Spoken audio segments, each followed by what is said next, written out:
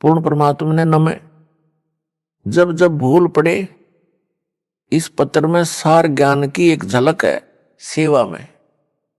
पूज्य गुरुदेव स्वामी रामदेवानंद जी महाराज जी को दंडवत प्रणाम। गुरु जी के श्री चरणों में कोटि कोटि नमन। परमेश्वर कबीर जी के हीरे मोती लालो व सर्व संगत को दास का शुभ आशीर्वाद। आप सभी की अटूट श्रद्धा गुरुदेव के चरणों में सदा बनी रहे। आप भक्ति दान सेवा करके आजीवन मर्यादा का पालन करते हुए इस महाकष्टदायक यानी दुखालय दुखों के घर काल ब्रह्म यानी ज्योति निरंजन के लोक से निकलकर अपने पिता के घर सतलोक में चले जाओ। आपको एक पत्र भेज रहा हूं। यह गुरुदेव स्वामी रामदेवानंद जी के लगाए बाग के पेड़ पौधों में लगे कीड़ों से रक्षा करेगा। यह स्प्रे का काम करेगा। काल के दूतों से बचाव के लिए रक्षा कवच बनेगा। इसको पढ़कर भी जो काल के भेजे दूतों से किनारा नहीं करेगा, वह परमेश्वर कबीर जी का हंस नहीं है, वह काल की फरद में चढ़ा है। संत गरीबदास जी ने सब ओर से स्पष्ट कर रखा है। कहा है कि गरीब सटदल दोनों दिन का दिल में दोष ना धार। सतगुरु का कोई एक है काल का भरा संसार। अर्थात जो मार्गदर्शक गुरु पद पर परमेश्वर का भेजा संत है, उसे सांत्वना देते हुए कहा है कि जो परमेश्वर कबीर जी की शरण नहीं आते या आकर फिर काल के दूतों के खेमे में चले जाते हैं, उस कारण से महादुखी ना हो, उनके प्रति दोष दिल में ना मान कि इतना समझाने के बाद नरक में जा रहे हैं। जो 60 दल यानी जो 6 पंथ हैं, उस समय तक अन्य पंथ नहीं चले थे। गिरी पुरी नाथ वैष्णव आदि आदि तथा दोनों धर्मों हिंदू तथा मुसलमान के व्यक्तियों को काल ब्रह्म ने जकड़ रखा है। ये सब काल की फरद में चढ़े हैं। सतगुरु का तो कोई कोई हंस यानी भगत तथा भगतमती है, वह दृढ़ रहेगा। सर्व संगत के लिए यह पत्र संजीवनी से कम नहीं है। इसको महीने में या जब इच्छा हो अवश्य सुनते या पढ़ते रहना है। इसको नित्य पाठ की बजाय मासिक पाठ समझकर जब इच्छा हो अवश्य पढ़ना या सुनना है। यह रोग प्रतिरोधक जड़ी यानी काल के प्रभाव को रोकने का काम करेगी। अपनी भक्ति क्रियाओं पर दृढ़ विश्वास बनेगा। विश्वास के बिना भक्ति सफल नहीं होती। आशा करता हूं जो काल के दूतों के जाल में फंसे हैं, वे भी पुनः विचार करेंगे, अपने निज घर की सुध लेंगे, जीवन की रक्षा करेंगे और अन्य सुरक्षित रहेंगे। हे मानव शरीर प्राप्त प्राणियों, आपको अनमोल अवसर मिला है अपना कल्याण करवाने का। सब सद्ग्रंथ तथा सब पहुंचे हुए संत यानी परमात्मा प्राप्त संत तथा स्वयं परमेश्वर कबीर जी बताते हैं, जो उनकी अमर वाणी में अंकित हैं कि मानो स्त्री पुरुष का जन्म दुर्लभ है, यह बार बार नहीं मिलता। जैसे प्रमाण मिलता है कागभूषण का, उसने यही बताया है कि मैंने अनेकों मानव जन्म बिना भक्ति के व्यर्थ किए। कुछ परिस्थिति ऐसी बनी जिस कारण से एक गुरु बनाया जो भगवान शिव का उपासक था। मेरे से भयंकर गलती हुई, मैंने अपने गुरु का खड़ा होकर सम्मान नहीं किया, जिस कारण से मेरे को भगवान शिव ने आकाशवाणी द्वारा श्राप दिया कि तूने अपने गुरु का अपमान किया है, मेरे लोक में आने योग्य तू नहीं है, तेरे को 1 लाख वर्ष तक नरक में डाला जाएगा। ये आकाशवाणी गुरु जी ने भी सुनी। गुरु जी को पता नहीं था कि इसने ऐसी गलती की है। तब गुरु जी ने कहा कि भगत परमात्मा शिव जी से क्षमा याचना कर। कागभूषण को साथ लिया। गुरु जी ने भगवान शिव से आंखों में पानी भरकर याचना की कि हे भगवान, बालक है, गलती हो गई, क्षमा करो। ऐसी प्रार्थना कई घंटों की। तब शिव ने कहा कि नरक में इसे जाना पड़ेगा, 1 लाख वर्ष तक इसको नरक में रहना भी पड़ेगा। परंतु इसके गुरु की प्रार्थना स्वीकार कर ली है। मैं अपने दिए श्राप को वापस नहीं ले सकता। मेरे आदेश से इसको यमदूत कोई कष्ट नहीं देंगे। ऐसा ही हुआ। 1,00,000 वर्ष नरक में रहकर उसे मानव जन्म मिला, क्योंकि उसको उसके गुरु ने दिल से नहीं उतारा था। कारण यह था कि कागभूषण ने गुरु से तथा प्रभु शिव से अपनी गलती की क्षमा याचना कर ली थी। कबीर जी ने कहा है कि कबीर हरि के रूठते गुरु की शरण जाए, कह कबीर गुरु रूठते हरि नहीं होत सहाय। यानी यदि राम रुष्ट हो जाए तो पूर्ण गुरु के पास जाए, वह सत साधना करवाकर कष्ट दूर करवा देता है। यदि गुरु रुष्ट हो गया तो परमात्मा सहायक नहीं होगा। कागभूषण को उस मानव जन्म में भी भक्ति की तड़प थी। वह लोमस ऋषि के सत्संग में गया, अपने अज्ञान से ऋषि के प्रवचनों में त्रुटि बताने लगा, समझाने से भी नहीं समझा। तब ऋषि ने कहा कि तेरी चांडाल जैसी दुर्बुद्धि है, तू चांडाल के घर जन्म लेगा। कागभूषण को अपनी गलती का एहसास हुआ कि मेरे पास मेरे तर्क का कोई शास्त्रोक्त प्रमाण नहीं था। मैंने ऋषि से विवाद नहीं करना चाहिए था। ऋषि के चरणों में गिरकर अपनी गलती की क्षमा याचना की। ऋषि द्वारा दिए श्राप को सुनकर क्रोध नहीं किया। मायूस होकर कहा कि ऋषिवर क्षमा करो। ऋषि ने कहा कि श्राप वापस नहीं हो सकता। फिर कागभूषण ने कहा कि हे देव, इतनी दया करो कि चांडाल बनकर भी मेरी भक्ति में आस्था कम न हो। तब ऋषि जी को उसे गिड़गिड़ाता देखकर दया आ गई और आशीर्वाद दे दिया कि तेरी भक्ति में लगन कम नहीं होगी। तब उसका जन्म कागभूषण रूप में हुआ। मुख काग यानी कौवे का, से शरीर देवता जैसा हल्के तेज का। उस कागभूषण वाले जन्म में उसे कबीर परमेश्वर जी सतगुरु रूप में जोगजीत नाम से मिले। ज्ञान चर्चा हुई, तब उसके जीवन की गाड़ी पटरी पर आई। अब वह उस श्रेणी में है जिनको परमेश्वर कबीर जी सतपुरुष अपनी नजर में रखते हैं। उनको जैसे तैसे भक्ति से चार्ज करते रहते हैं। कागभूषण का मोक्ष किस युग में होगा? जब वह मानव होगा तथा पूर्ण समर्पित होकर पूर्ण सतगुरु जी से दीक्षा प्राप्त करके आजीवन मर्यादा में रहकर भक्ति सेवा तथा दान करेगा। इस संजय दिल्ली ने तो गुरु जी की आज्ञा का ही उल्लंघन सीना ठोक कर किया है। अपने आप गुरु बनने की कोशिश कर रहा है, आशीर्वाद देने लगा है जो इसका चित्र गवाह है, जिसमें यह मुझ दास की नकल करके अंगुली अंगूठे से सटाकर आशीर्वाद दे रहा है। यह मुद्रा कबीर जी और मेरे गुरु जी तथा दास के अतिरिक्त कहीं देखने को नहीं मिलेगी। मेरे बाद जो नकली हैं वे बकवाद करके जीवन नष्ट कर सकते हैं। बालक बहुते प्यारा माँ का, उससे बढ़कर शिष्य गुरुओं का।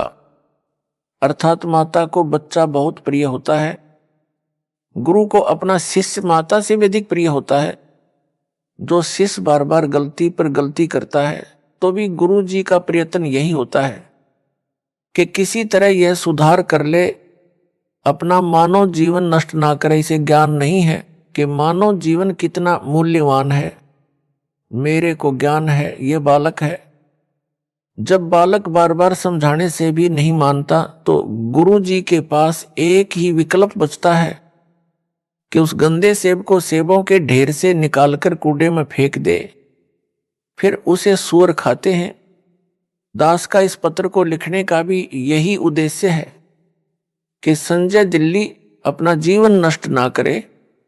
अब भी गलती की क्षमा याचना करके नाम शुद्ध करवाकर अपने मानव जीवन को धन्य बनाए, नरक में ना जाए।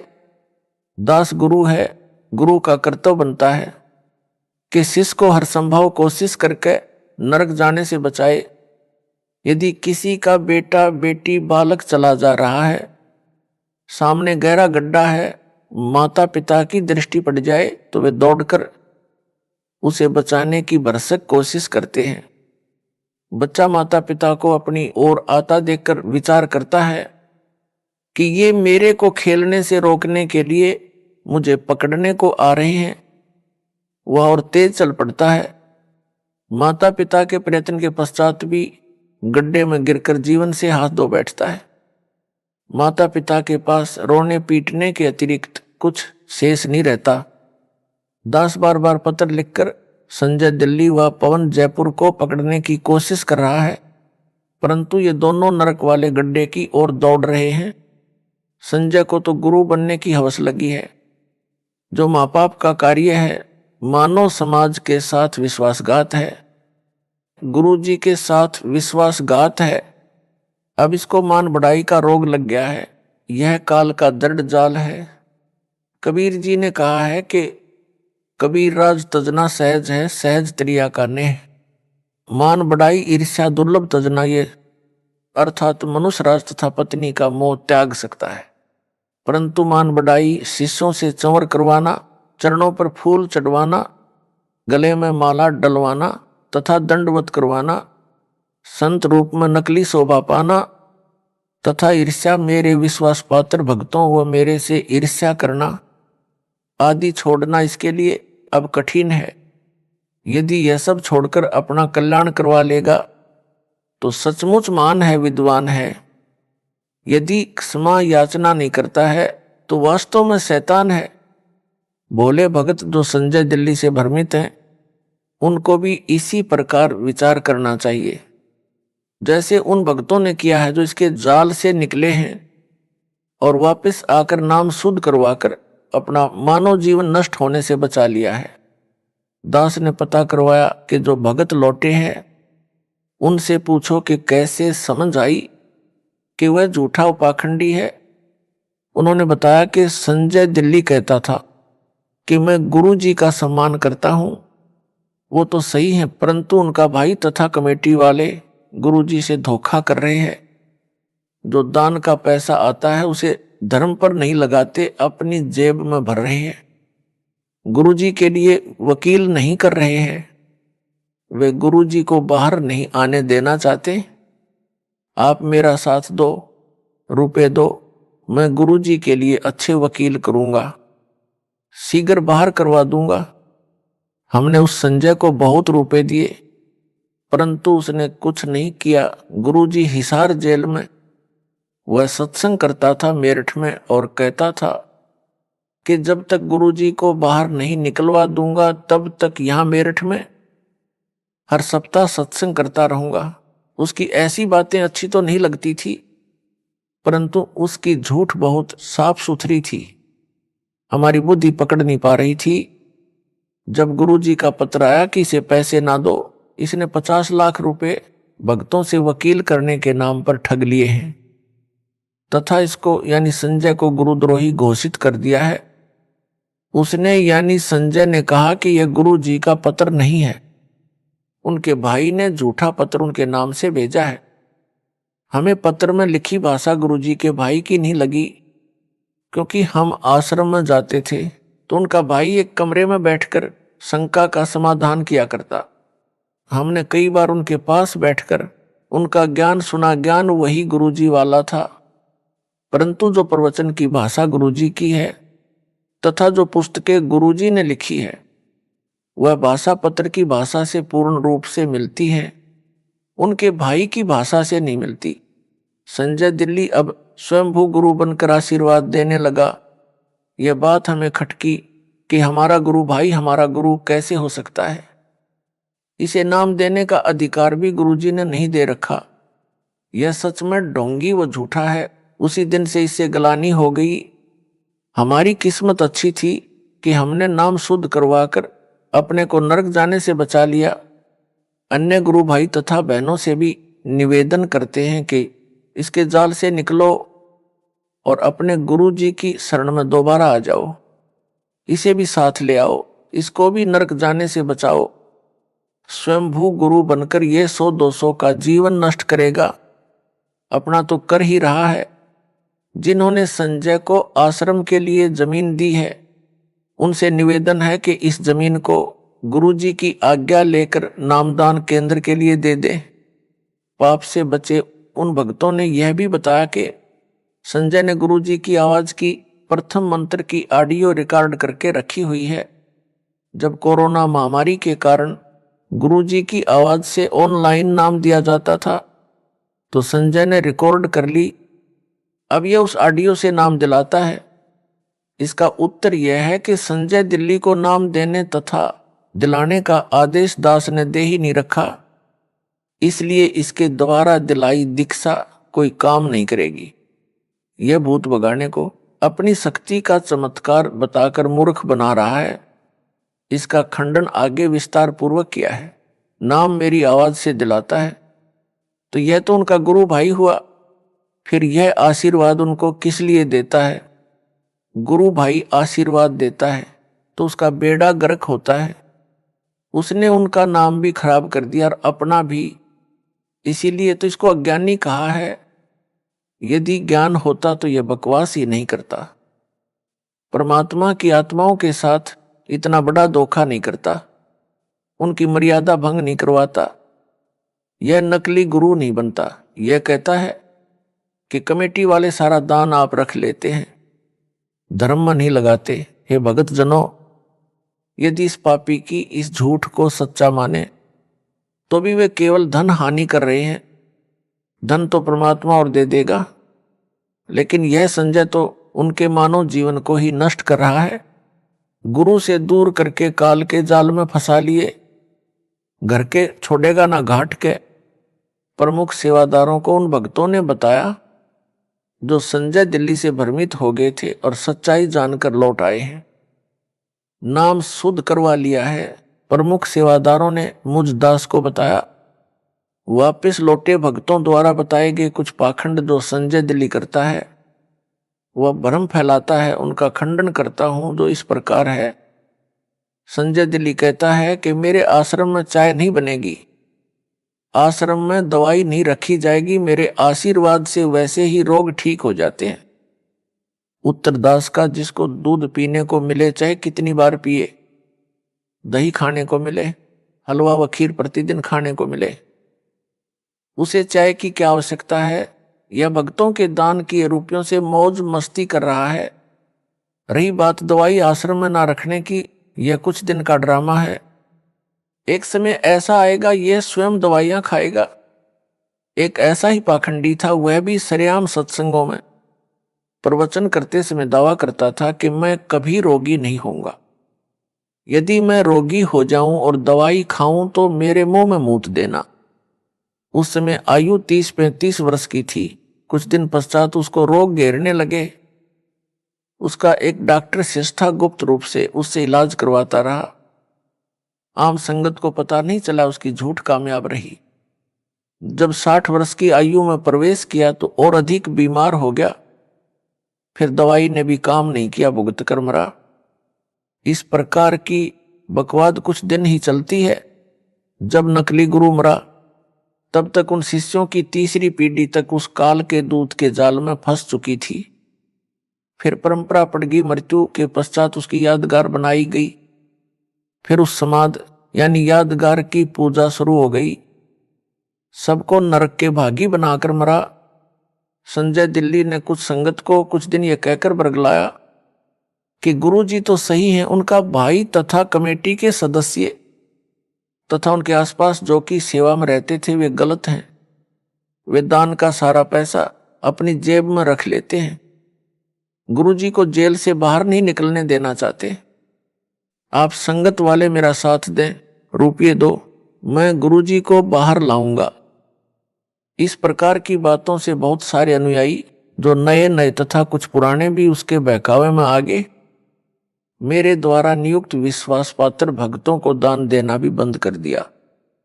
उस समय वह संजय पाखंडी 50 लाख रुपये भक्तों के दान के ले गया। एक भी वकील नहीं किया आज तक। जब दास को पता चला कि संजय दिल्ली तथा पवन जयपुर ने इस प्रकार संगत को भरमा दिया है, तब सख्त कदम उठाए, संगत को संभाला।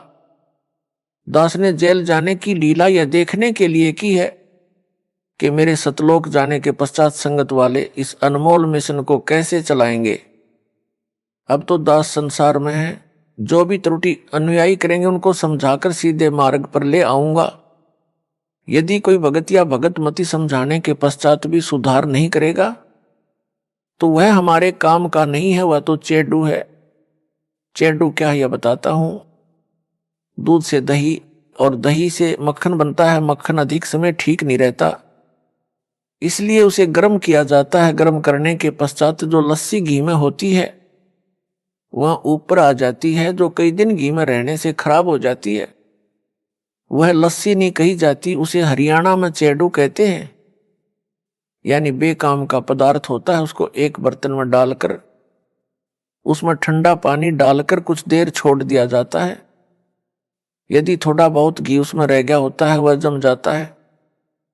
फिर उस जमे घी को भी निकाल लिया जाता है, क्योंकि उस घी बनाने वाली को पता होता है कि घी प्राप्त करने के लिए कितना संघर्ष करना पड़ता है। भैंस या गाय मोल लेनी, उसका चारा मोल लेना, या किसान है तो चारा घर का होता है, उसे बेचे तो धन मिलता है, वह भी घी बनाने के खर्च में ही गिना जाता है।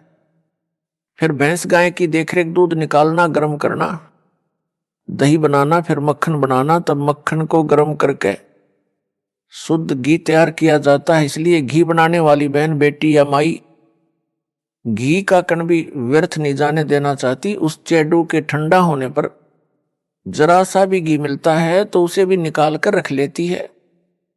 उसको शुद्ध घी इतना प्रिय होता, घी का एक कण भी नहीं छोड़ती। फिर उस चेडू फुई को फेंक देती है। इसी प्रकार दास ने सन 1994 से 2014 तक तथा वर्तमान तक सत्संग की वीडियो यानी नूरी शरीर से ज्ञान समझाकर सत्संग पर सत्संग सुनाकर सर्व सदग्रंथों को वीडियो के माध्यम से सबको दिखाकर संगत रूपी मक्खन निकाला है।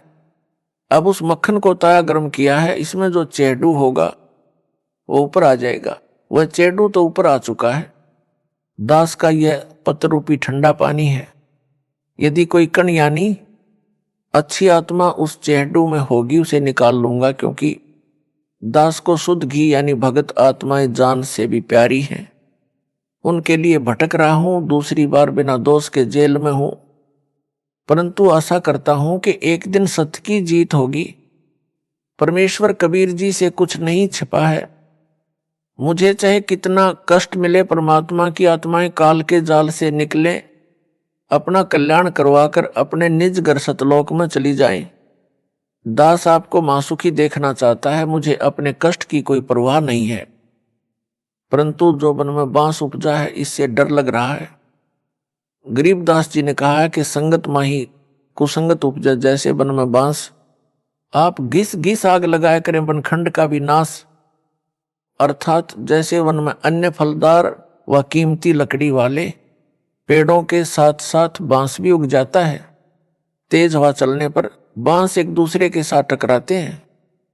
उस घर्षण से जंगल में आग लग जाती है, जिससे पूरे जंगल के फलदार पेड़ भी जलकर नष्ट हो जाते हैं। यह संजय साकट तथा पौन जयपुर वही कुसंगत उपजी है। कुछ संगत के भगत भी इनके साथ लगे थे। जब दास को पता चला कि संजय व पौन नाम के दो जालिम संगत में आग लगा रहे हैं, तब सब संगत को आदेश दिया कि इनका साथ छोड़ दो। जिन भक्तों को मैंने जिम्मेदारी दे रखी है उनकी बातें मानो। दान के सब पैसों का हिसाब दास के पास आता है। एक पैसा भी गलत प्रयोग नहीं हो रहा। कमेटी वालों ने सब हिसाब बनाकर संगत के पुराने भक्तों को दिखाया।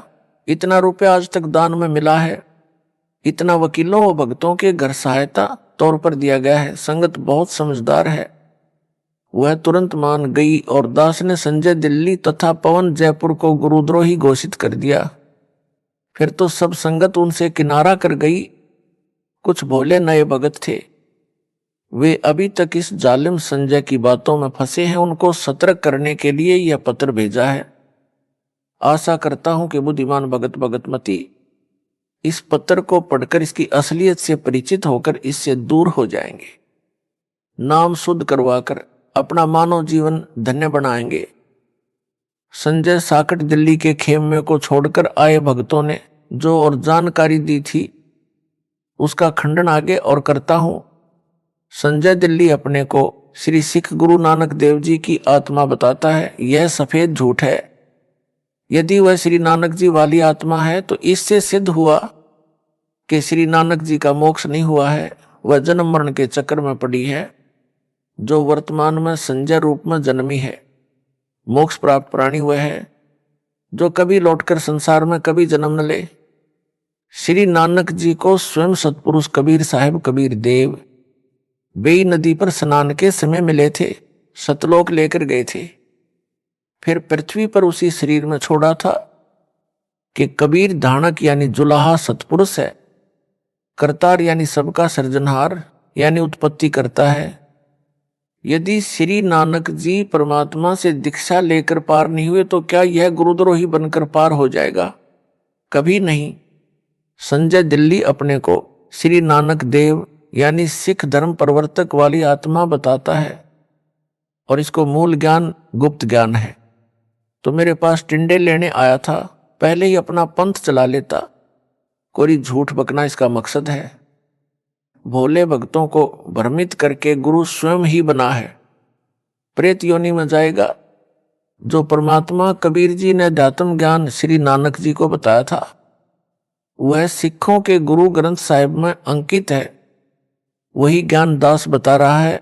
श्री नानक वाली आत्मा इससे भिन्न ज्ञान कौन सा बताएगी?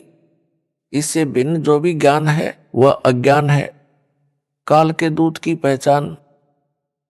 जिस समय जोगजीत रूप में आए परमेश्वर कबीर जी से काल ज्योति निरंजन ने विवाद किया था, तब काल ने कहा था कि आप एक सच्चा कबीर पंथ चलाओगे, उससे पहले मैं 12 पंथ चलाऊंगा। 12 अपने यानी काल दूत भेजूंगा जो सत्संग में तो तेरी वाणी यानी साखियों शब्दों चौपाइयों आदि बोलेंगे, परंतु उनका अर्थ गलत बनाकर सारी जनता को गुमराह करेंगे। उन 12 पंथों के पश्चात और अनेकों पंथ अपने दूत भेजकर चलाऊंगा, सब जीवों को भरमाऊंगा। उन काल के चलाए पंथों के गुरुजन वर्तमान तक कबीर जी की वाणियों का गलत अर्थ करके जनता को भ्रमित कर रहे हैं। संजय दिल्ली भी यही कर रहा है। सत्संग व वाणी तो मेरे सत्संगों की चलाता है।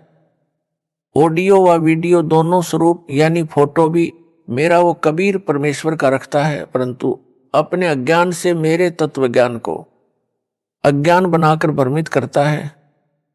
सफाई देता है कि यदि मैं काल का दूत होता, जैसा रामपाल ने मुझे काल का दूत बताया है, तो क्या मैं उनके सत्संग की वाणी सुनता या आश्रम में वाणी चलाता? संजय दिल्ली जिस प्रकार मेरे द्वारा बताए तत्व ज्ञान का अनर्थ करके बताता है, सामान्य भोला भगत भ्रमित हो जाता है। उदाहरण यह कहता है कि पेड़ की जड़ को रामपाल ने पूर्ण ब्रह्म बताया है। जड़ पूर्ण ब्रह्म नहीं हो सकती, उसे पोषक तत्व मिट्टी से मिलता है। पूर्ण ब्रह्म को किसी के सहारे की आवश्यकता नहीं है, जड़ को मिट्टी का सहारा लेना पड़ता है। इसका उत्तर जैसे विद्यालय में अध्यापक विद्यार्थियों को समझाते हैं कि दिन रात कैसे बनते हैं, उसके लिए एक तेल से जगने वाला दीपक एक मेज पर रखा जाता है तथा एक ग्लोब फुटबॉल के आकार का एक स्टैंड पर लटकाया जाता है। अध्यापक कहता है कि बच्चों, दीपक को सूर्य मानो, ग्लोब को पृथ्वी मानो। पृथ्वी घूमती है, तब जो भाग सूर्य के सामने आता जाता है वहां दिन होता है, जो भाग सूर्य के सामने नहीं होता वहां रात होती है। इस संजय जैसा मूर्ख विद्यार्थी तर्क दे कि दीपक सूरज नहीं हो सकता। दीपक को जगने के लिए तेल का सहारा लेना पड़ा, माचिस का सहारा लेना पड़ता है। सूर्य को किसी के सहारे की आवश्यकता नहीं। क्या वह विद्यार्थी बुद्धिमान हो सकता है? क्या वे उसके साथी जो उसके ऐसे तर्कों को सुनकर उसकी बातों तर्कों को सही मानते हैं, वे बुद्धिमान हो सकते हैं? दोनों मूर्ख हैं। यह तो एक उदाहरण है। ऐसा तर्क देना ही मूर्खता का परिचय देता है। ऐसे ही गीता अध्याय 15 के श्लोक नंबर 1, 4 तथा 16, 17 में वृक्ष का उदाहरण देकर सृष्टि की वह समर्थ परमेश्वर तथा सब देवताओं की स्थिति समझाई है। पाठकों, इसका खंडन इसी पत्र में विस्तार पूर्वक आगे भी किया है, कृपया वहां पढ़े। आपको पता चलेगा यह कितना विद्वान है और कितनी बकवास बकता है। भक्तों को विचार करना चाहिए कि जब गुरु जी ने गुरुद्रोही घोषित कर दिया तो वह कुछ भी सफाई देता रहे, नहीं मानना चाहिए। यदि वह सच्चा सुच्चा होता तो दास उसे क्यों दिल से उतारता, क्यों उसे गुरुद्रोही घोषित करता। माली का पौधा खराब हो जाए तो उसे जड़ से उखाड़कर फेंक देता है। उसे कष्ट बहुत होता है, परंतु और कोई विकल्प नहीं बचा था। सब दवाई व खाद डाला, परंतु व्यर्थ रहा। जैसे सेब विक्रेता की टोकरी भरी सेबों में से एक सेब दागी हो जाती है तो वह उसे निकालकर कूड़े में डाल देता है। उस खराब सेब को सूअर खाते हैं। कितना पौष्टिक तथा महंगा फल यानी सेब था। सेब विक्रेता को दुख बहुत हुआ सेब खराब होने का तथा फेंकने का। यदि नहीं फेंकता तो अन्य सेबों को भी वह गंदी सेब गंदा कर देती। संजय दिल्ली के अपलक्षण हद से ज्यादा देखकर इसे संगत यानी टोकरी से निकालकर फेंका। इसने एक पवन नाम के भगत को भी खराब किया जो जयपुर का रहने वाला है। इन दोनों को टोकरी से निकालकर फेंकना पड़ा। दास को दुख तो बहुत हुआ, परंतु विवश होकर यह कदम उठाना पड़ा। कबीर गुरु के दिल से उतरे, वह नाम बिहुना होए। जाको काल घसीट ही राख सके ना कोई। मानुष जन्म पाए कर खोए, गुरु विमुखा जुग जुग रोवे। गुरु से करे कपट चतुराई, सो हंसा भाव भर में आई। गुरु से कपट शिष्य जो राख है, यमराजा के मुख दर चाख है। संजय साकट कहता है कि रामपाल तो सतगुरु है, वह न संत है न भगत है न दास है। मैं दास भगत संत हूं। सारी संगत रामपाल को भगवान यानी साहेब मानती है। रामपाल सतगुरु है, भगत दास संत नहीं है। रामपाल ने 13वें पंथ के विषय में बताया है कि 13वें पंथ से सब अंधियारा हटेगा, वह संत भगत दास होगा। मैं यानी संजय ही वह संत भगत व दास हूं। रामपाल तो सतगुरु है। उदाहरण देता वाणी से, सतगुरु साहेब एक शरीरा। सतगुरु और साहेब यानी भगवान तो एक है। सारी संगत रामपाल को भगवान यानी साहेब मानती है, इसलिए साहेब और सतगुरु एक है। इसलिए रामपाल सतगुरु सिद्ध हुआ। अंधेरा तो भगत दास संत से हटेगा तथा सबका कल्याण होगा। वह मैं यानी संजय हूं। रामपाल को तो संगत भगवान यानी साहेब मानती है। फिर यह भी कहता है कि रामपाल भगवान नहीं हो सकता, इसने मां से जन्म लिया है। और यह भी कहता है रामपाल साहेब यानी भगवान है। साहिब और सतगुरु एक है, इसलिए रामपाल अज्ञान अंधेरा नहीं हटा सकता। अज्ञान अंधेरा तो दास भगत संत हटाएगा। वह मैं यानी संजय हूं, इसलिए रामपाल सतगुरु सिद्ध हुआ। इसको कहते हैं हुआ बाई बकदा, बिना सिर पैर की बातें।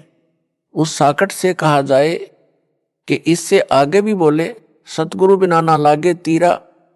पूर्ण चौपाई इस प्रकार है, सतगुरु साहेब एक शरीरा, सतगुरु बिना ना लागे तीरा।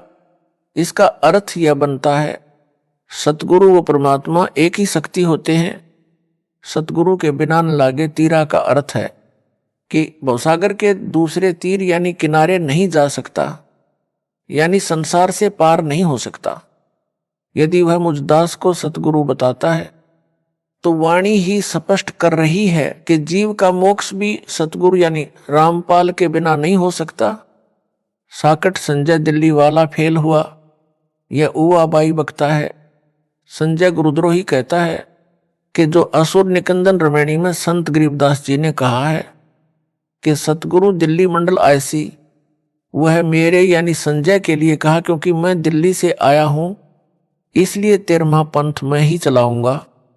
सब अंधेरा हटाऊंगा, सबका कल्याण करूंगा। विवेचन संजय दिल्ली तो अपने को संत दास तथा भगत कहता है और सतगुरु रामपाल को यानी मेरे को कहता है। इससे भी सिद्ध हुआ कि असुर निकंदन रमैणी में संजय के लिए नहीं कहा है, क्योंकि वह तो अपने आप को दास भगत बताता है। सतगुरु मुझे दास को बताता है। वाणी में तो वह सतगुरु कहा है जो दिल्ली मंडल में आएगा। साहिब तख्त कबीर खवासा, दिल्ली मंडल लीजय बासा। सतगुरु दिल्ली मंडल ऐसी, सूती धरणी सूम जगाएसी। अर्थात कबीर साहिब सतपुरुष के तख्त सिंहासन के पास रहने वाला, उनके सतलोक दरबार का खवास नौकर यानी दास दिल्ली मंडल दिल्ली के आसपास निवास करेगा यानी जन्म लेगा। रमैणी में दिल्ली नगर नहीं कहा है। साकट गुरुद्रोही संजय तो दिल्ली नगर में जन्मा है। वाणी में दिल्ली मंडल, मंडल का अर्थ है दिल्ली नगर के आसपास का कुछ क्षेत्र कहा है। जैसे वर्तमान में एनसीआर बनाया है, यह सब दिल्ली मंडल है, दिल्ली अलग राज्य है। वाणी में फिर कहा है कि वही सतलोक में कबीर साहब का खवास यानी दास यानी नौकर दिल्ली मंडल में सतगुरु बनकर आएगा और सोम यानी कंजूस लोगों को तत्व ज्ञान से जगाएगा, भक्ति दान सेवा करवाएगा। असुर निकंदन रमैणी की वाणी में तो स्पष्ट कहा है कि सतगुरु से जीव का कल्याण होगा। साकट संजय दिल्ली गुरुद्रोही का तर्क कुतर्क यानी गलत विवेचन सिद्ध हुआ। इसको वाणी का अर्थ भी ठीक से नहीं करना आता, अनर्थ करके बताता है। काल का दूत यही करता है, यह स्पष्ट काल का दूत है।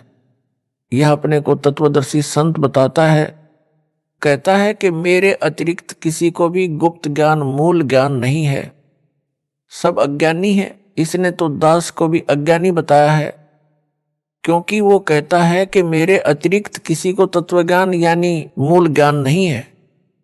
इससे तो यही स्पष्ट कर रहा है कि मैं संजय गुरुद्रोही ही तत्वदर्शी हूं। यदि वह दास द्वारा बताए यथार्थ अध्यात्म ज्ञान यानी तत्व ज्ञान से भिन्न ज्ञान रखता है तो उसकी पुस्तक बनाए या कोई वीडियो बनाकर इंटरनेट पर डाले, तब मेरी संगत का छोटा सा बालक भी उसके अज्ञान का पर्दाफाश कर देगा। यह संजय दिल्ली गुरुद्रोही प्रथम नाम मंत्र वही जाप करने को देता है या मेरी आवाज से प्रथम मंत्र दीक्षा दिलाता है जो दास ने इसको दीक्षा में दिए थे, तथा जो भी सतनाम यानी 2 अक्षर का इसको दिया है, इसको ना सार नाम दिया है, ना सार शब्द प्राप्त करवाया है। अब यह गुरुद्रोही इन दोनों नामों प्रथम मंत्र तथा सतनाम से भी खाली हो गया है। वाणी में कबीर परमेश्वर ने कहा है कि गुरु के दिल से उतरे वह शब्द बिहुना होए, वाकू काल घसीट ही राख सके ना कोय। अर्थात जो शिष्य पूर्ण गुरु यानी सतगुरु के दिल से उतर जाता है, यानी गुरु जी द्वारा गुरुद्रोही घोषित कर दिया है, उसका नाम कनेक्शन कट जाता है, वह शब्द यानी नाम रहित खाली हो जाता है, उसको काल घसीट ले जाता है, उसे कोई नहीं बचा सकता। इस संजय दिल्ली साकट गुरुद्रोही को काल घसीट कर ले जा चुका है। काल इसमें प्रेतवत प्रवेश है, जैसे ऋषियों में प्रवेश करके अधूरा सूक्ष्म वेद लिखाकर उसके 4 भाग श्री वेद व्यास ऋषि द्वारा करवा दिए। सब जनता ने इन्हीं वेदों को पूर्ण अध्यात्म ज्ञान मान रखा था। दास का ज्ञान योग मेरे गुरुदेव जी की कृपा से परमेश्वर कबीर जी ने खोलकर सर्वग्रंथों का सार निकलवाया है। सूक्ष्म वेद यानी तत्व ज्ञान जो स्वयं कबीर परमेश्वर जी ने प्रत्येक युग में प्रकट होकर सतलोक से चलकर आकर बताया था, उसे सब ग्रंथों से भी प्रमाणित किया है। इससे हटकर जो कोई भी ज्ञान बताएगा वह अज्ञान होगा। कबीर जी ने कहा है कि 9 मन सूत उलझिया ऋषि रहे जखमार, सतगुरु ऐसा सुलझा दे उलझे ना दूजी बार। अर्थात कबीर परमेश्वर जी ने कहा है कि अध्यात्म ज्ञान रूपी 9 मन यानी 360 किलोग्राम सूत, कच्चा धागा जो चरखे से काता जाता था, जो कपास से बनता था, उलझा हुआ है। ऋषिजन भी इसे समझने सुलझाने की अत्यधिक कोशिश कर रहे हैं, परंतु सुलझा नहीं यानी स्पष्ट नहीं हुआ। संध्या आरती में भी यही कहा है कि सनक सनंदन नारद मुनिजन शेष पार नहीं पावे, शंकर ध्यान धरे निस्वासर अजहू ताही सुलझावे। अर्थात ऋषियों तथा शेषनाग को भी परमात्मा का पार नहीं पाया, यानी यथार्थ रूप में नहीं समझ सके। शंकर भगवान कहलाने वाला भी दिन रात हठ योग करके ध्यान लगाकर परमात्मा को समझने तथा ज्ञान सुलझाने में अभी तक लगा है, कुछ भी सुलझ नहीं पाया है। सतगुरु ऐसा स्पष्ट कर देगा यानी सुलझा देगा, जो फिर उस युग में दोबारा किसी के उलझाने से यानी अज्ञान बनाने से नहीं उलझेगा। इस वाणी से यह भी स्पष्ट हुआ कि तत्व ज्ञान को सतगुरु ही प्रकट कर सकता है। संजय साकट दिल्ली तो अपने को संत दास भगत बताता है तथा सतगुरु मुझ दास को बताता है। इससे भी यह अपने अज्ञान के मकड़ जाल में स्वयं ही फंस गया, अर्थात झूठा सिद्ध हो गया है। यदि इस गुरुद्रोही की बात को सच्ची माने जो यह कह रहा है कि मैं संजय दिल्ली ही तत्व ज्ञान जानता हूं, मूल ज्ञान जानता हूं, तो नाम मेरे यानी दास वाले क्यों जपता है, क्यों अपने जाल में फंसाए भोले भक्तों को देता है? फिर तो नाम भी भिन्न होने चाहिए। यदि यह कहेगा कि नाम तो यही सही है, तो फिर इसके तत्व ज्ञान का क्या अचार डालना है?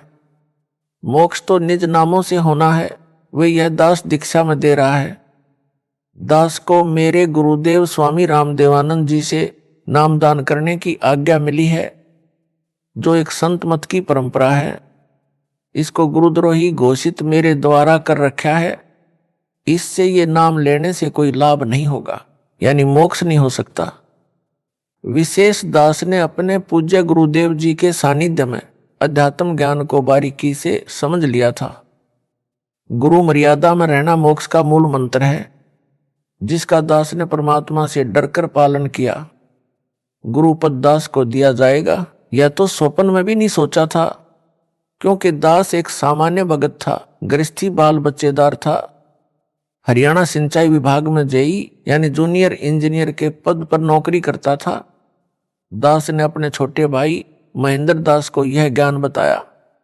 एकदम नया तथा पहले वाले से बिल्कुल विपरीत होने के कारण पहले तो कोई रुचि नहीं दिखाई, परंतु बड़ा भाई होने के कारण ज्ञान सुनने से इनकार नहीं कर सका, मन मारकर सुनता रहा। फिर परमेश्वर कबीर जी की कृपा से, गुरुदेव जी के आशीर्वाद से दास का प्रयत्न सफल हुआ और मान गया। गुरु जी यानी स्वामी रामदेवानंद जी से दीक्षा उसे दिलाई। फिर तो उसने अपने अनेकों साथियों को भी ज्ञान समझाया, उनको गुरुदेव जी यानी स्वामी रामदेवानंद जी से नाम दिलाया। यह दास भी अपने संपर्क वालों को ज्ञान समझाकर गुरु जी से दीक्षा दिलाता था। ऐसा शुभ कर्म वर्षों चलता रहा। दास ने 17 फरवरी 1988 को पूज्य गुरुदेव जी से दीक्षा ली थी। सन 1994 तक सबको गुरुदेव जी से दीक्षा दिलाया करता। एक दिन नए भक्तों को नाम दिलाने के लिए गुरुजी के पास गया। भगत महेंद्र दास भी मेरे साथ थे। समागम चल रहा था। गुरुजी के आसपास बहुत सारे भगत बैठे थे। गुरुजी उनमें से किसी की फरियाद सुन रहे थे। हम सब भक्तों के पीछे बैठ गए। एक सेवादार के माध्यम से पहले की तरह नए भक्तों को नाम दिलाने का निवेदन किया।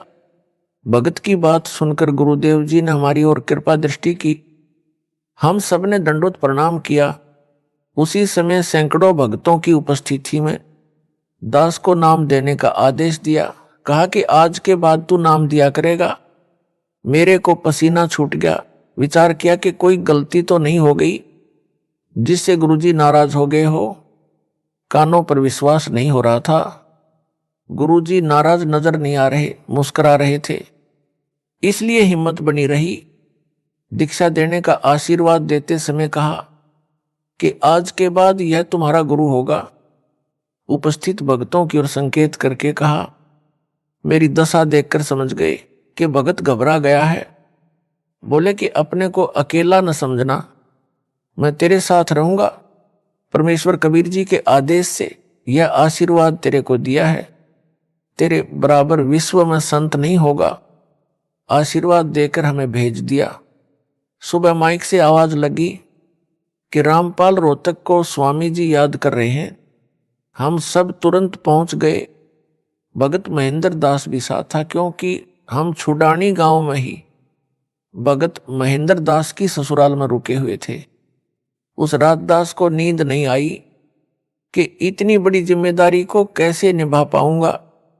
गुरुदेव तो जानी जान थे, उनको पता था कि भगत की हालत खराब हो गई है।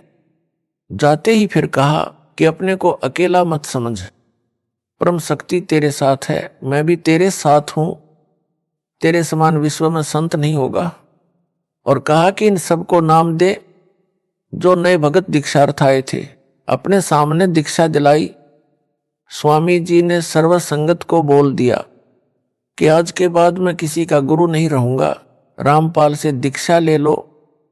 कारण यह था कि मेरे दादा गुरुजी ने उनको सारनाम देने का आदेश नहीं दे रखा था, क्योंकि प्रारंभ से परंपरा चली आई थी दास को ही सारनाम दिया जाना था, क्योंकि उत्तराधिकारी को ही सारनाम दिया जाता था।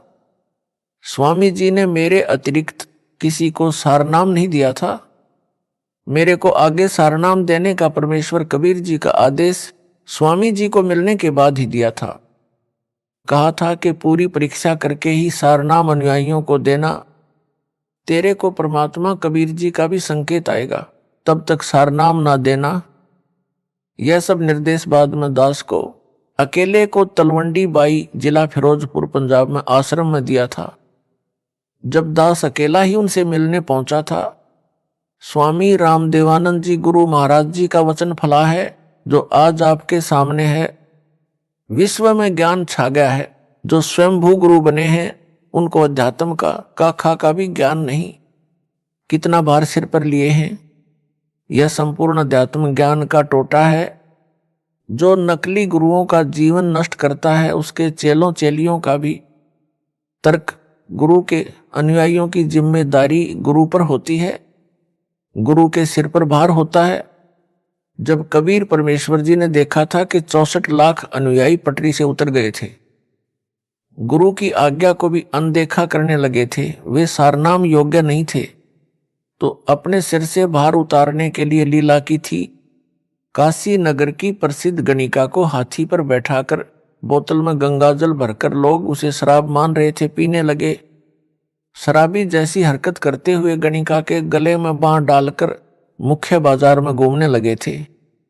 यह दृश्य देखकर 64 लाख गुरु विमुख हो गए थे, गुरुद्रोही नहीं हुए थे। उन सब का भार परमात्मा ने अपने सिर से उतारा। संत गरीबदास जी ने कहा है कि गरीब भड़वा भड़वा सब कहें, कोई ना जाने खोज, दास गरीब कबीर करम बांटत सिर का बोझ। अर्थात काशी के लोग तो निंदा करने लगे, कह रहे थे कि यह तो बड़वा यानी बेशरम हो गया, सरेआम बुरे कर्म करने लगा है। सब शिष्यों ने वह साधना त्याग दी, पहले वाली करने लगे जैसे राबी ने त्यागी थी। कबीर जी भारमुक्त हुए। इसी प्रकार पूज्य गुरुदेव स्वामी जी ने यह कहकर सिर का भार उतार दिया कि आज के बाद मैं किसी का गुरु नहीं रहूंगा। पहले वाले भी रामपाल से नाम ले लो, परंतु दुर्भाग्य है उन पहले वालों का अधिकतर ने दास से दीक्षा नहीं ली। जो नए थे हमने नाम गुरुजी से दिलाया था, उन्होंने दास से दीक्षा ली। परमेश्वर कबीर जी ने अपने परम शिष्य गरीबदास जी को काल के साथ आंख में चोली खेलने की भविष्य की सब रणनीति बता दी थी। संत गरीबदास जी ने अपने एक शिष्य शीतलदास को सारनाम जाप को दिया था। उसे समझा दिया था कि केवल परम शिष्य को सारनाम देना है, वह केवल अपने उत्तराधिकारी को सारनाम देते रहेंगे। अगला निर्देश मेरा यानी कबीर जी का आएगा, उसके बाद संगत को देना प्रारंभ करना है। उसी आदेश के अनुसार यह सारनाम गुप्त रखा था। 1 मार्च सन 1997 को दास को परमेश्वर कबीर जी मिले। सारनाम देने का सही समय बताकर सारनाम देने का आदेश दे गए।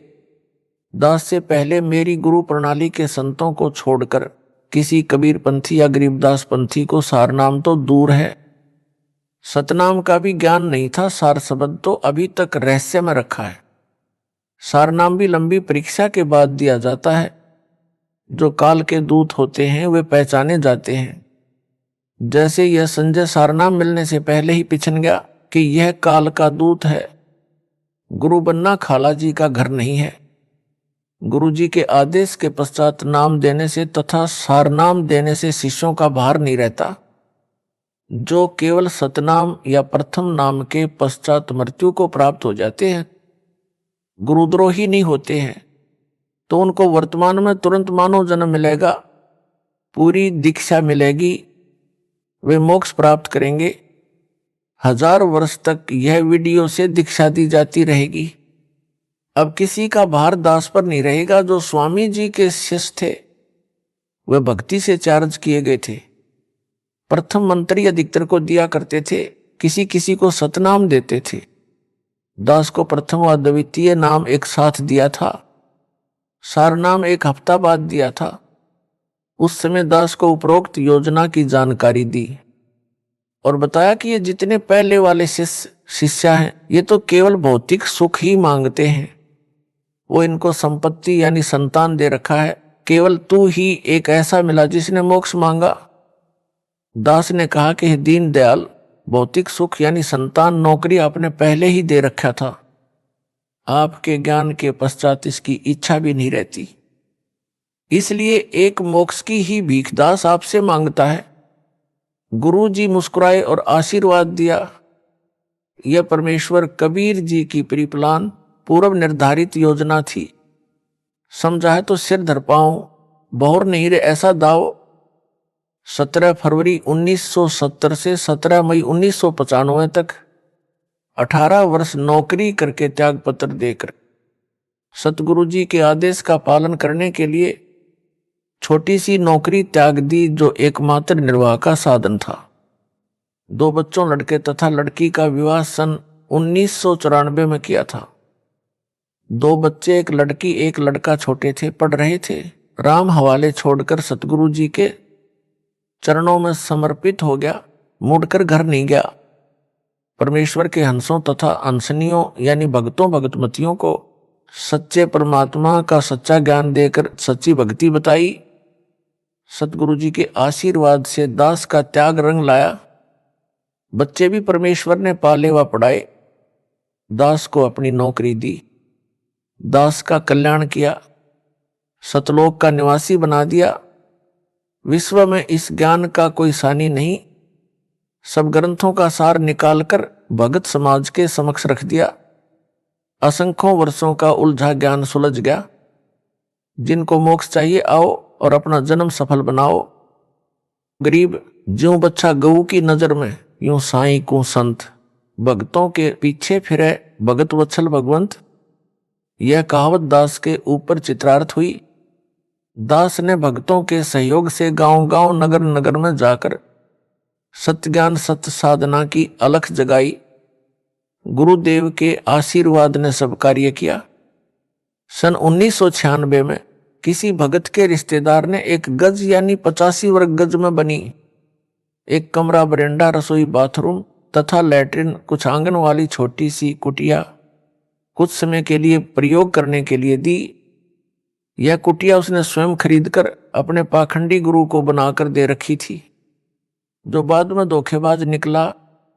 जो मेरे पूज्य गुरु जी के पास रहता था, भगवान वेश भी ले रखा था, गुरु के साथ भी धोखा करके भागा था, गुरुद्रोही बना था। कुटिया दान करने वाला हमारा भगत नहीं था, उस पाखंडी का भगत था, जिस कारण से वह किसी बाबा पर विश्वास नहीं करता था। हमारे भगत के कहने पर वह कुटिया उधारी दी थी। जब भगत ने पूर्ण विश्वास दिलाया, तब परम पूज्य गुरुदेव स्वामी रामदेवानंद जी के 3 आश्रम पंजाब राज्य में, खन्ना, मोगा तथा तलवंडी भाई की, तथा एक आश्रम नजफगढ़ दिल्ली में था, जहां पर दास को दीक्षा की भीख मिली थी।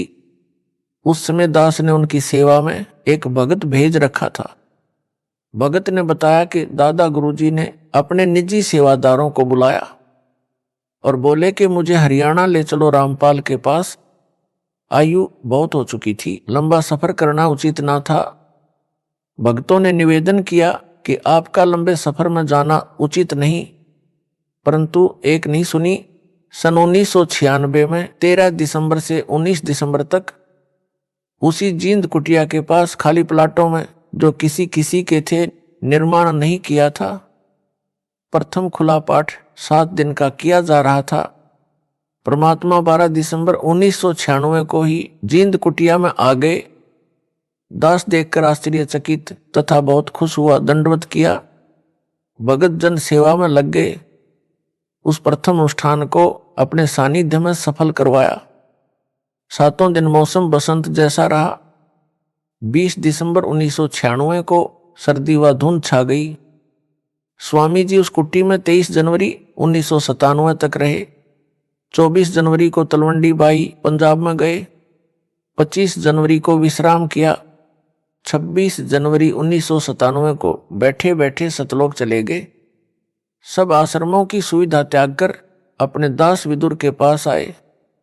वहां जब देखा कि यथार्थ कबीर पंथ यानी 13वें पंथ की नींव दृढ़ हो चुकी है, सतलोक चले गए।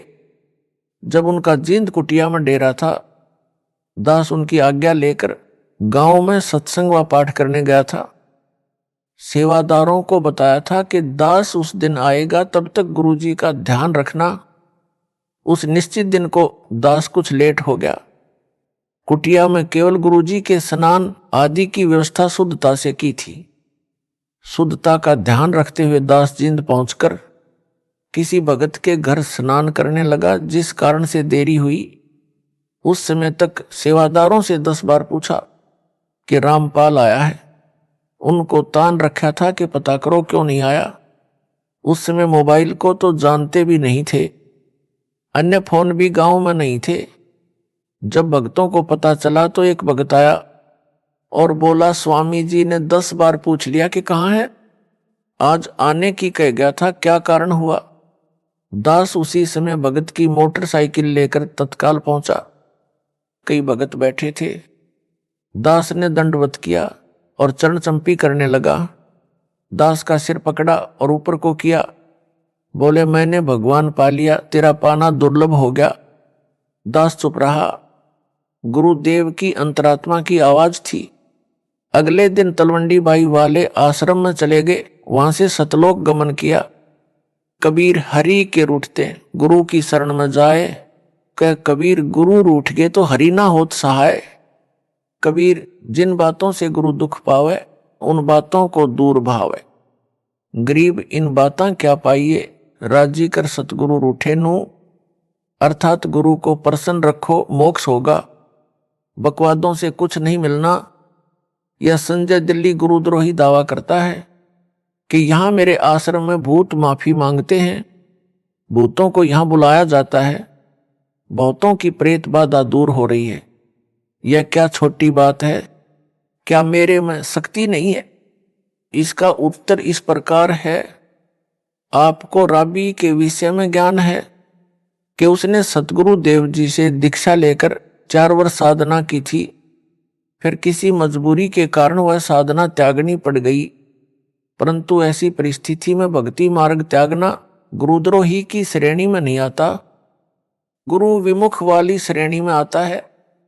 उस 4 वर्ष की मर्यादित साधना से उस देवी में इतनी भक्ति की शक्ति हो गई थी कि उसके लिए मक्का वाला मंदिर उड़कर विमान की तरह लेने चला आया और उस भगत आत्मा को लेकर यथास्थान पर स्थापित हो गया। परंतु मोक्ष से बहुत दूर रही।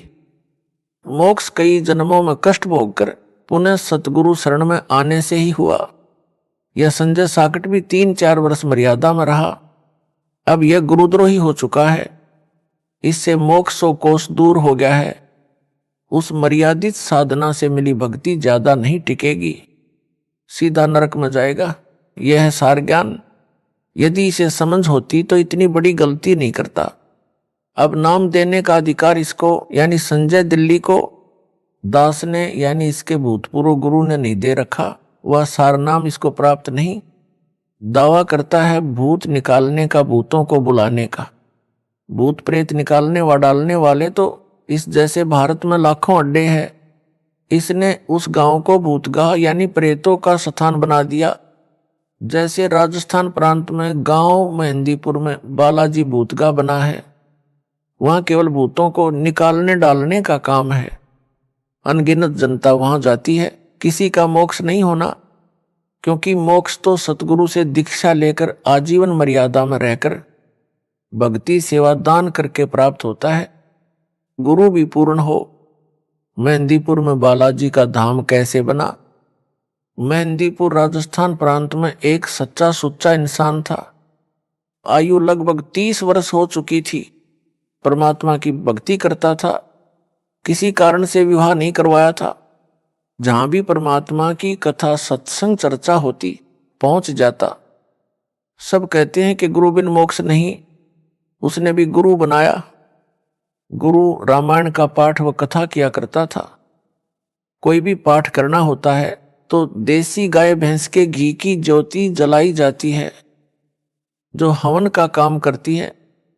उसने एक श्री राम का मंदिर भी बनवा रखा था। उसमें रामचंद्र, सीता व लक्ष्मण तथा हनुमान की मूर्तियां पत्थर की स्थापित कर रखी थी। उन मूर्तियों के सामने अखंड ज्योति जलती थी। किसी में प्रेत बाधा होती तो उस मंदिर यानी आश्रम में जग रही ज्योति को वह हनुमान की मूर्ति तथा श्री राम, लक्ष्मण, सीता की मूर्ति को देखकर चिल्लाने लग जाती, बाबा छोड़ दे, कभी नहीं आऊंगा। कुछ देर में वह प्रेत बाधा वाला व्यक्ति स्त्री या पुरुष शांत हो जाता। यह सब मेहंदीपुर वाला भगत भी देखता था। वह भी जो कोई प्रेत बाधा वाला उसके संपर्क में आता उसे गुरु धाम में ले जाता और भूत निकलवाता। एक बार गुरुजी बीमार पड़ गए, इलाज के लिए दूर शहर में चले गए। वहां लगभग 6 महीने रहना पड़ा। उसकी मौत हो गई। मेहंदीपुर वाला भगत अपने घर पर केवल हनुमान जी की पत्थर की मूर्ति को, जो उसे बारिश के मौसम में एक ऊंचे स्थान पर मिट्टी कटकर बह जाने पर दिखाई दी थी, वहां मिली थी, जो बहुत अच्छी यानी साफ नहीं बनी थी, परंतु लगती थी कि हनुमान जी की है। उसे हनुमान जी की कृपा से मिली मानकर उठा लाया। उस मूर्ति को एक स्थान पर स्थापित करके अखंड ज्योति लगाता था। 3 समय हनुमान का पाठ करता था जो गुरु ने बता रखा था। अब जो प्रेत बाधा वाले गुरु के पास जाते थे या नए जो मेहंदीपुर वाले के पास जाते थे, जिनको वह गुरु के पास ले जाया करता उसके पास आए, उनको भगत ने बताया कि गुरु जी तो इलाज के लिए बाहर गए हैं, पता नहीं कब स्वस्थ होकर आएंगे। इतने में वे सब उसके घर पर हनुमान जी की मूर्ति के सामने जग रही ज्योति के सामने चिल्लाने लगे। उसी प्रकार कहने लगे कि छोड़ दे बाबा, कभी नहीं आऊंगा या आऊंगी। 6 महीनों में उस भगत की आसपास प्रसिद्धि हो गई। जो गुरु के पास जाते या नए सब मेहंदीपुर जाने लगे, प्रेत बाधा ठीक होने लगी। उस भोले भगत को भ्रम हो गया कि तेरे में भी गुरु जैसी शक्ति आ गई है। वह महंत बन गया। उस भगत में प्रेत प्रवेश हुआ। नई नई प्रेरणा करने लगा। सत पकवानी बनानी चाहिए, 7 प्रकार की मिठाई मंगानी चाहिए, अधिक ज्योति जलानी चाहिए, आदि आदि। उस भगत ने 7 प्रकार का भोजन, हलवा, खीर, पूरी, कचौड़ी, पकौड़ी आदि आदि बनवानी शुरू कर दी। 7 प्रकार की मिठाई मंगवानी शुरू कर दी। प्रेत के सताए धनी व्यक्तियों ने उसमें खूब धन लुटाया। उस भगत ने एक हनुमान मंदिर बनाया जो वर्तमान में बहुत बड़ा बनाया गया है। भूत क्या करते हैं? भूत अन्य के शरीर में प्रवेश करके मिठाई व खाने का आनंद लेते हैं। उनका सूक्ष्म शरीर होता है। जो मानव शरीर प्राप्त है उनका जीव भी मूल रूप में सूक्ष्म शरीर में रहता है। स्थूल शरीर उसे भक्ति सेवा दान करके मोक्ष प्राप्ति के लिए मिलता है।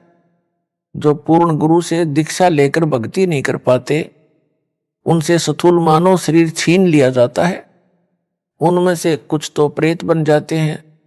उस जीव का जो प्रेत बन गया है उसका मन वही स्थूल शरीर वाला आनंद चाहता है जो उसे स्थूल शरीर में मिल सकता है। जिस कारण से ये प्रेत किसी किसी में प्रवेश करके वह आनंद लेते हैं। जो व्यक्ति शराब पीते हैं छोड़ नहीं पाते, उनमें कोई शराबी मरकर भूत बनकर प्रवेश है। वह चाहकर भी शराब नहीं छोड़ पाता। मेहंदीपुर में बालाजी के नाम से भगत ने मंदिर बनाया। मिठाई, मेवा, काजू, बादाम, किशमिश, मनुखा, दाख आदि का भोग लगाने लगा। यह प्रेत प्रेरणा से किया।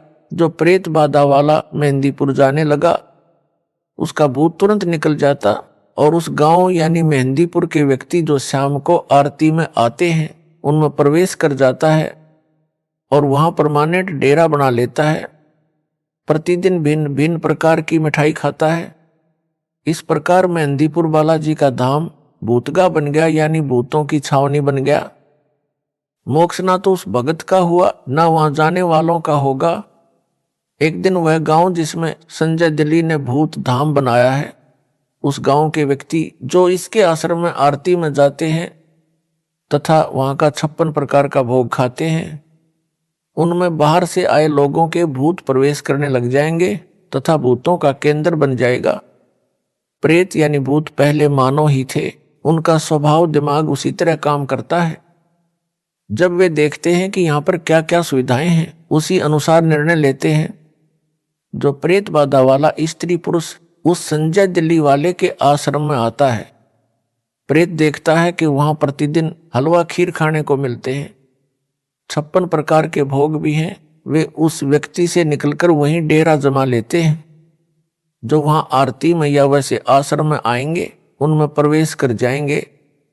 आरती में आने वाले कभी आश्रम नहीं आना चाहेंगे, तो भी उनके अंदर प्रवेश प्रेत अंदर प्रेरणा करके लाएंगे। आने वालों की संख्या भी काल प्रेरणा से प्रेत बढ़ाएंगे। इस प्रकार यह आश्रम मानव पतन का केंद्र बन जाएगा। मेरे यानी रामपाल दास के आश्रम में केवल समागम में ही हलवा खीर बनाई जाती है, बाद में सामान्य भोजन बनता है। उसी से परमात्मा का भोग प्रसाद निकाला जाता है। प्रेत देख लेते हैं कि यहाँ पर बाद में कुछ नहीं मिलना, वे प्रेत बाधा वाले से निकलकर भाग जाते हैं, क्योंकि यहाँ उनकी पिटाई परमात्मा करते हैं। प्रेत बहुत चतुर हो जाते हैं। संजय जैसे पाखंडी के पास जाकर जानबूझकर दिखावा करते हैं, छोड़ दो कभी नहीं आऊंगा, बस शांत हो जाते हैं। उस प्रबंधक को भ्रम हो जाता है कि मेरी शक्ति से प्रेत नाक रगड़ रहे हैं, प्रेत बाधा ठीक हो रही है।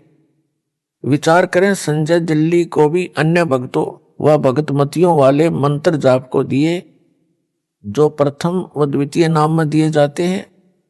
इसमें अलग से शक्ति कहां से आ गई? इस आश्रम से पहले इसने कितने भूत निकाले थे, कितनों को लाभ दिया था, पूछो पाखंडी से। अब काल इसको नचा रहा है, जीवों को इसके जाल में फंसा रहा है। इसका तथा इसके सहयोगियों व प्रसाद खाने वालों को अपने चक्रव्यूह में फंसा रहा है। यह है सार ज्ञान, जो समझ सके तो समझ लो।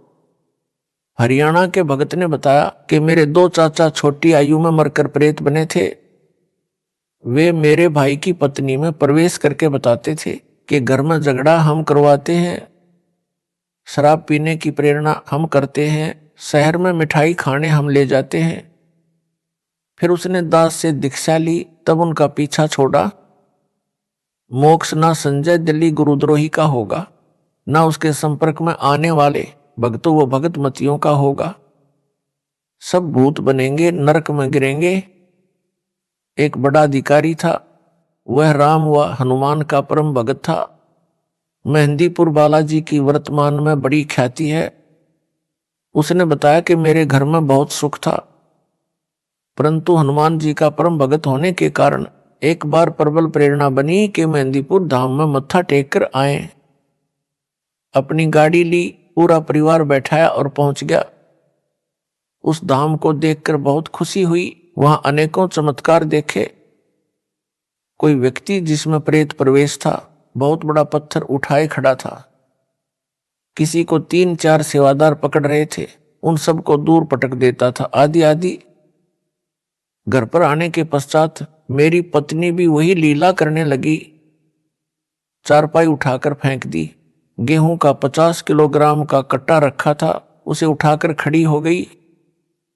वह 20 किलो वजन नहीं उठा सकती थी। अड़ोसी पड़ोसी बुलाए। एक ने बताया कि जो बालाजी जाता है उसमें हनुमान प्रवेश कर जाता है। एक बोला कि हनुमान नहीं, भूत प्रवेश कर जाता है। वह प्रवेश करके आ तो जाता है, परंतु यहां उसका मन नहीं लगता, जिस कारण से उत्पात मचाता है। किसी भूत निकालने वाले के पास ले जाना पड़ेगा। एक व्यक्ति हमारे को भूत निकालने वाले के पास ले गया। हमने सब कहानी बताई, उसने ज्योति जगाई। उसी समय मेरी पत्नी सिर घुमाने लगी। छोड़ दे बाबा, कभी नहीं आऊंगा, चिल्लाने लगी। शांत हो गई। वह बोला कि पक्का इलाज कर दिया, अब नहीं आएगा। हम घर आ गए। फिर उत्पात मचाने लगी। मैं अकेला ही अपनी पत्नी को लेकर उसी के पास गया। वहां जाकर भूत बोला कि मैं बालाजी का भगत हूं, तू क्या करेगा? भूत निकालने वाले की ओर संकेत कर रहा था।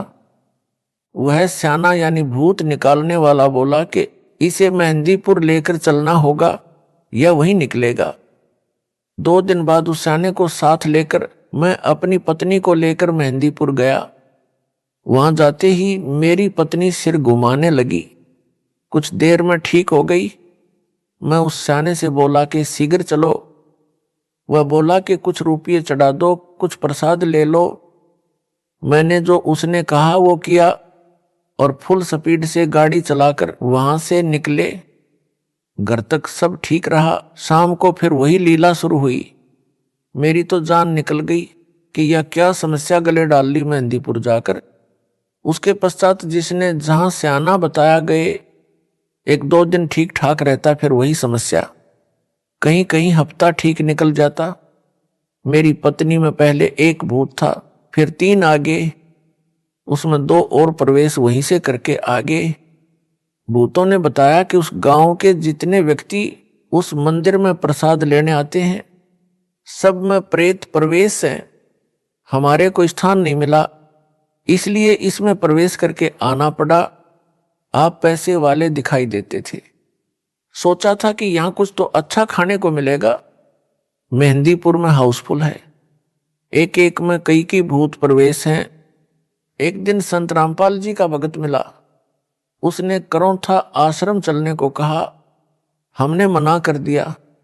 पूछा क्या खर्च लगेगा। उसने कहा कि खर्चा कुछ नहीं लगेगा, परमात्मा की भक्ति करनी पड़ेगी, नाम लेना पड़ेगा। कई दिन तक वह हमारे घर आता रहा, तब हम माने। वह अपनी गाड़ी में बैठाकर करौंथा आश्रम में ले गया। वहां जाकर वह प्रेत बाधा समाप्त हुई। अब ज्ञान हो गया कि आम के आम गुठलियों के दाम यहीं पर हैं। मोक्ष भी होगा, 3 ताप भी कटेंगे। कबीर एक साधे सब सदे, सब साधे सब जाए, माली सींचे मूल को, फूले फले घाए। अर्थात जैसे माली यानी बागबानी का विशेषज्ञ पौधे के मूल तवज की सिंचाई करता है, एक जड़ की सिंचाई करने से सब सद है, तनाडार शाखाएं विकसित होती हैं, पौधा पेड़ बनकर फूल व फलों से लदपद हो जाता है, घने सारे फल खाने को मिलते हैं। यदि अज्ञानी व्यक्ति पौधे की शाखाओं को जमीन में गाड़ कर, ज्ञानी व्यक्ति ने पौधे की जड़ को गाड़ा होता है, उन सबको साधे यानी सिंचाई करे तो सब नष्ट हो जाएगा। इसी प्रकार एक मुझ दास से दीक्षा लेकर 3 ताप का कष्ट भी समाप्त होगा। यानी प्रेत बाधा, पितृ बाधा जो 3 ताप में से एक हैं, तथा मर्यादा में रहकर भक्ति, दान व सेवा करने से सतलोक अमरधाम भी प्राप्त होगा, यानी पूर्ण मोक्ष भी होगा।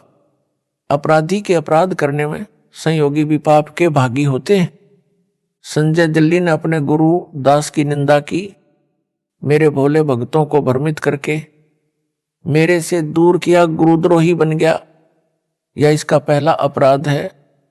इससे बड़ा अपराध भक्ति मार्ग में नहीं है।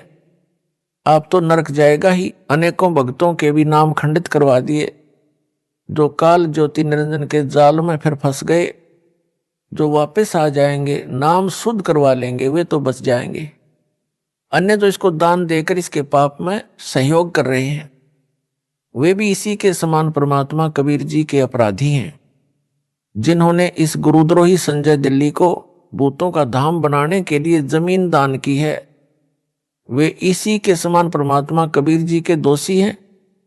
भगत चाहे प्रथम नाम प्राप्त है, चाहे सतनाम प्राप्त है, उसको सर्वप्रथम नियम बताए जाते हैं। लिखित में प्रिंटेड कॉपी नियमों की तथा भक्ति बोध दी जाती है, जिनमें यह भी बताया गया है कि कबीर गुरु बिन माला फेरते, गुरु बिन देते दान, गुरु बिन दोनों निष्फल हैं, चाहे पूछो वेद पुराण। अर्थात गुरु धारण किए बिना नाम जाप व दान करना व्यर्थ है। कबीर गुरु बिन दान पुण्य जो करही, मिथ्या हुए कब हूं न फल ही। गुरु बिन प्रेत जन्म सब पावे, वर्ष सहंस गर्भ सो रहावे। गुरु के मिले कट्टे दुख पापा, जन्म जन्म के मिटे संतापा। गुरु बिन होम यानी ज्योति यज्ञ नहीं कीजिए, गुरु की आज्ञा माही रहीजे। गुरु को तजय भजय जो आना, ता पशुआ का फोकट ज्ञाना। गुरु से बैर करे शिष जोई, भजन नाश अरु बहुत बिगोई। गुरु के चरण सदा चित दीजय, जीवन जन्म सफल कर लीजय। गुरु से कपट शिष जो राखे, यमराजा के मुगदर चाखे। कबीर जानबूझ साची तजय करे झूठ से ने, ताकि संगत है प्रभु स्वपन में भी ना दे। संत गरीबदास जी की वाणी भी स्पष्ट करती है, गरीब गुरुद्रोही की पैड़ पर जय पग आवे वीर, 84 निश्चय पढ़े सतगुरु कहें कबीर। उपरोक्त वाणियों का अनुवाद स्पष्ट है कि पूर्ण गुरु जी को दान न करके अन्य को दान करता है वह व्यर्थ है। परंतु गुरु जी ने जिस शिष्य को दान इकट्ठा करने को कहा, यानी कोई ज्योति के रूप में, कोई पाठ के रूप में दान करते हैं, तो उनके नाम लिखे जाते हैं तथा रुपये भी लिखने वाला अपने पास रख लेता है, बाद में गुरु जी को पूरा हिसाब देता है। इस प्रकार का दान गुरु को किया ही दान माना जाता है। इस वाणी में इस प्रकार के दान को व्यर्थ नहीं बताया है। जो गुरुद्रोही घोषित है उसको किया दान, तथा अन्य किसी बाबा साधु को किया दान व्यर्थ कहा है, वह कभी नहीं फलेगा। जो गुरु धारण नहीं करते या गुरु से विमुख हो जाते हैं, गुरुद्रोही हो जाते हैं, वे सब प्रेत का जन्म प्राप्त करते हैं। संजय गिल्ली गुरुद्रोही घोषित है। जो इसके सहयोगी हैं वे गुरु विमुखी माने जाएंगे, वे भी प्रेत जन्म प्राप्त करेंगे।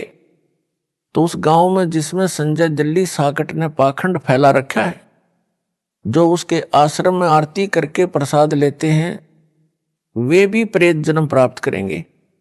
यह परमात्मा कबीर जी का बताया तथा बनाया विधान है जो अटल है। प्रेत की आयु लंबी होती है, हजारों वर्षों तक प्रेत बना रहता है। किसी औरत के गर्भ में प्रवेश रहना पड़ता है। प्रेत का स्त्री से जन्म नहीं होता, परंतु गर्भ में कष्ट बहुत होता है। उस गर्भ के कष्ट को वह पाप आत्मा झेलता है। एक माई जींद जिले हरियाणा की बताती थी कि मेरे पेट में बच्चा है, घूमता महसूस होता है, डॉक्टर से जांच भी करवा ली, कुछ नहीं मिला। उस माई की आयु लगभग 62 वर्ष थी। प्रेत को इस प्रकार के महाकष्ट भी झेलने पड़ते हैं। प्रेत योनि महाकष्टदायक होती है। यदि पूर्ण गुरु मिल जाए और शिष्य या शिष्या आजीवन मर्यादा पालन करते हुए भक्ति सेवा दान करे, तो इस प्रकार की सत्य साधना से इस प्रकार के युगों युगों के दुख यानी संकट व संताप महादुख समाप्त हो जाएंगे। गुरु जी से ही होम ज्योति यज्ञ करवाना लाभदायक है। गुरु जी की बजाय अन्य से ज्योति यानी हवन व अन्य धर्म यज्ञ, ध्यान यज्ञ, प्रणाम यज्ञ व ज्ञान यज्ञ आदि करवाना व्यर्थ है। गुरु जी के आदेश का पालन शिष्य व शिष्या को करना चाहिए। गुरु को तजय यानी छोड़कर अन्य में आस्था रखे यानी बजाय उस पशु जैसे शिष्य को फोकट ज्ञान है, उसे कुछ भी ज्ञान नहीं है, वह तो डांगर है।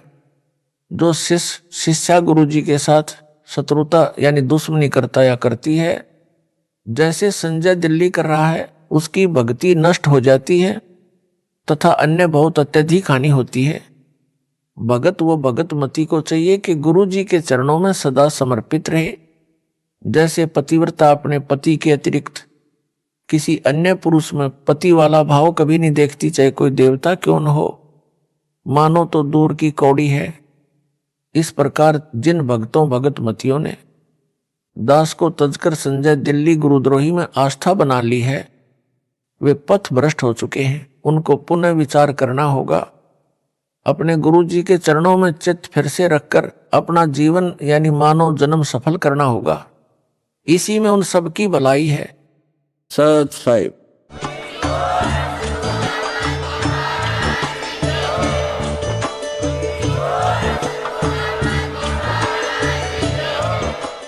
सत साहिब।